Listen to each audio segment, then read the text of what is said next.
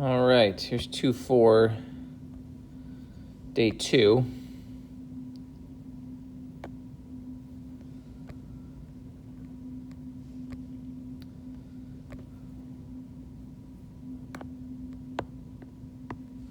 We'll continue some of the discussions we had in 2-4, day 1. With a couple of those different types of functions, which I think in day 1 we got into a little bit, not all of them, right, to just kind of see some other ones. One in particular that's kind of an oddball that it doesn't get used a ton. It's another one of those less common ones. It's got some specific applications, but not tons and tons of them all over the place.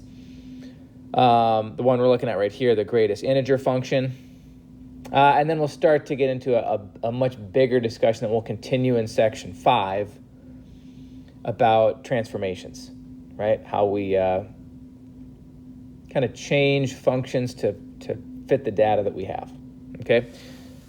The greatest integer function, you could also come across the term a step function.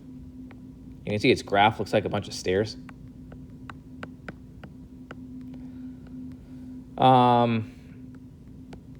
Could also see the term a round down function. That kind of describes what it does.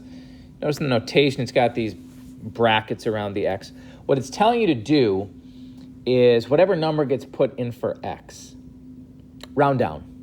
That's the most basic way to put it.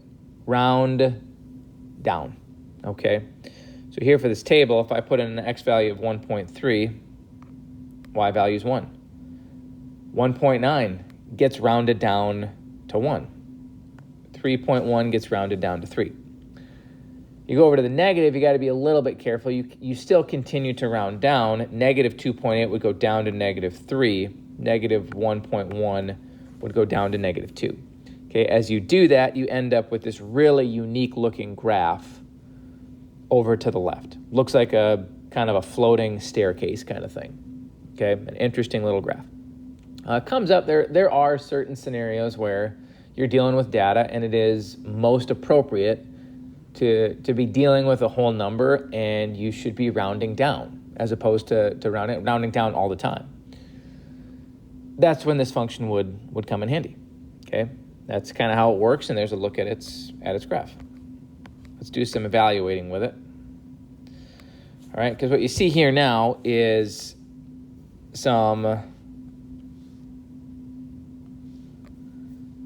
transformations. Okay, we're going to talk more about those on the next slide here. Really, there's 3 of them. Okay, the +2 and the +3. I don't necessarily want to get into how it's going to affect the graph until the next slide, but those would be called shifts. Okay, they would. Well, I guess I'll get into it a little bit here. They don't change the shape. They just take that staircase that you saw and it would move it to the left or the right or up or down. Okay? The 2 out front is a stretch. Okay, that would actually make the staircase kind of taller and skinnier. Okay, but again, we'll get into that more on the next slide. Let's just do some evaluating. I got 5 of them here, just to see what this would look like. Here's 1.3 plus 2. Remember, those brackets mean to round down. So I'd have 2.3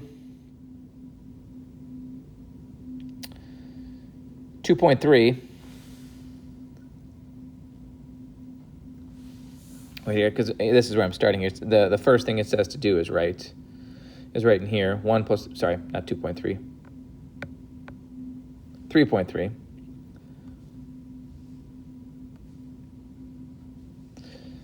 Obviously, there's 5 of these, so on the others, I'll show a little bit less work. And that's where the round down comes in, right? All right, you've got 3.3. That needs to just be 2 times 3 plus 3, which would be 9. Okay? Here's B, same function, x value of 1.9.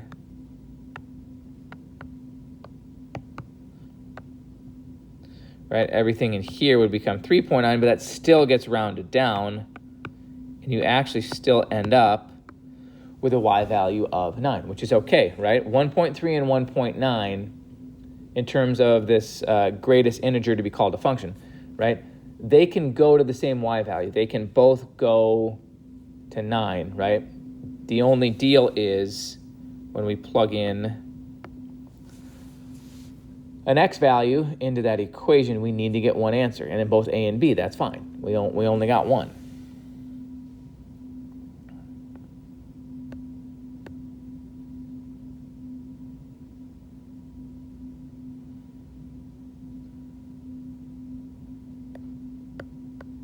Part C has 3.1, again, plus 2.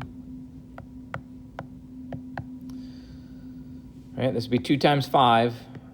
That round down, I mean, this part in the brackets would be 5.1. It'll round down to 5. We'd get 13, okay? Let's take a look at some of the negatives.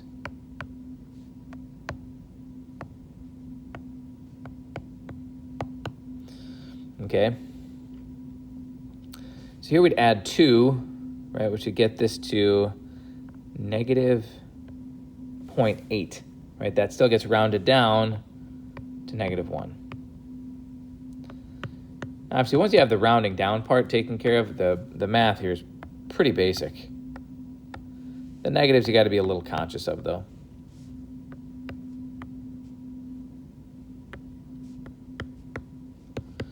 Here you're adding 2.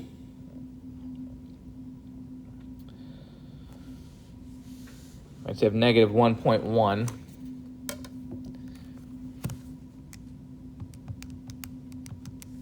Which gets you to 0.9. Okay. And as always, we round down. 0.9, if we're always rounding down, would be 0. And you'd get 3. Okay.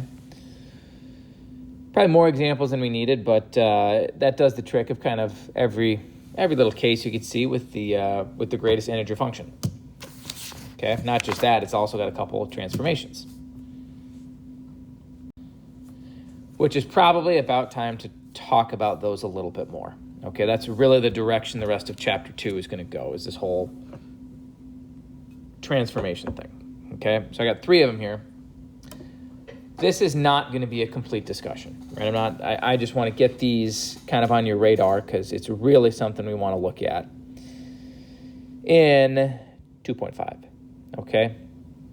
But every function that we deal with probably has some transformations going on. The most that I've told you about them is there's really 3 types. You can talk about reflections, you could talk about shifts, and you could talk about stretches, okay? Every function also has a parent, okay? This one is linear. So its parent function is f of x equals x, right? We went through a big list of 8 functions that I don't think cover everything, right? Almost everything in terms of like all the different function families that we would see this semester, right? Keeping in mind, we've said this before, the 2 types we have really worked on extensively are the linear family and the quadratic family, okay? This one would be linear. No idea why I said that's equal to 0. That's just nonsense. The parent function will be f of x equals x, right? It's a line, slope of 1, y-intercept of 0, okay? It has 2 transformations going on, okay? First,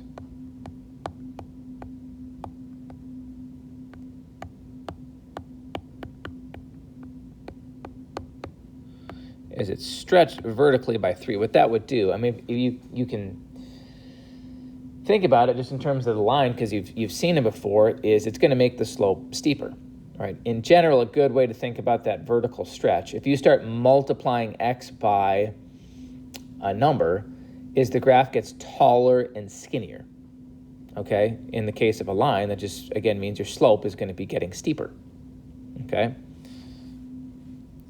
The other one is the -2. That's a shift because it's with subtraction. So it doesn't change the shape. It wouldn't affect the slope at all.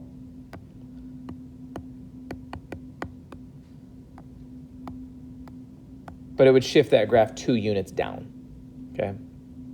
2 units down.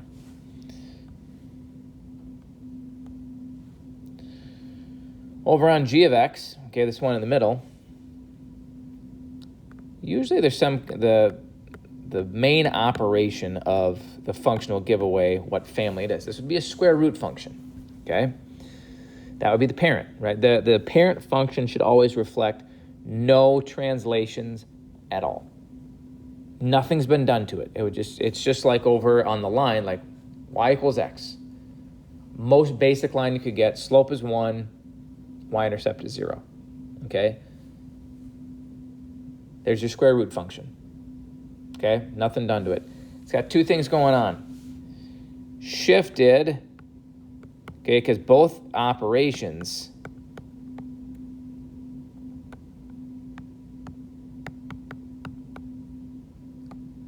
involve addition and subtraction. So you got that same kind of +2 at the end. So it's shifted 2 units up. We got to deal with that -1, okay?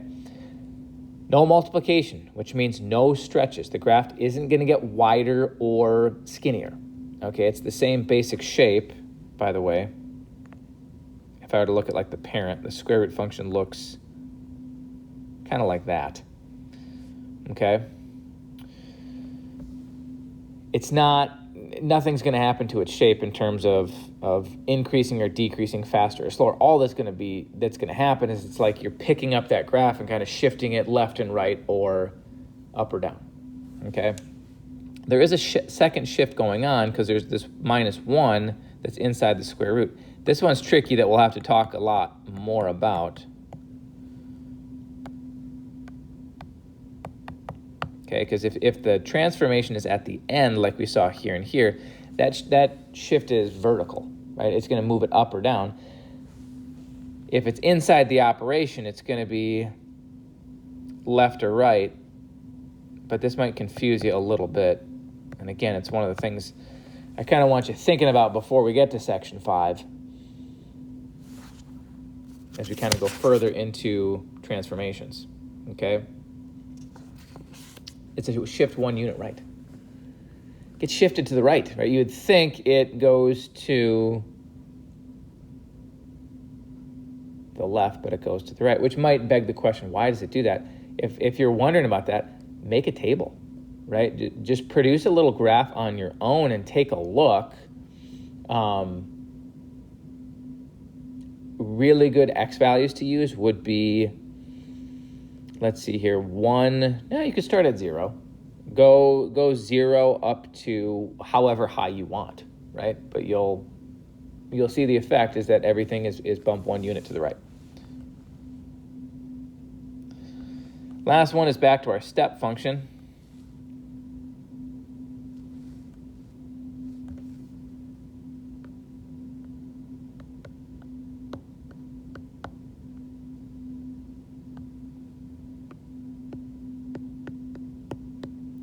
Whoops. That's not having 2 added, it's multiplying by 2.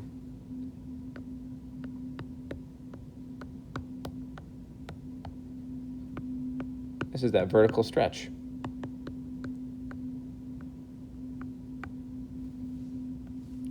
Stretched vertically.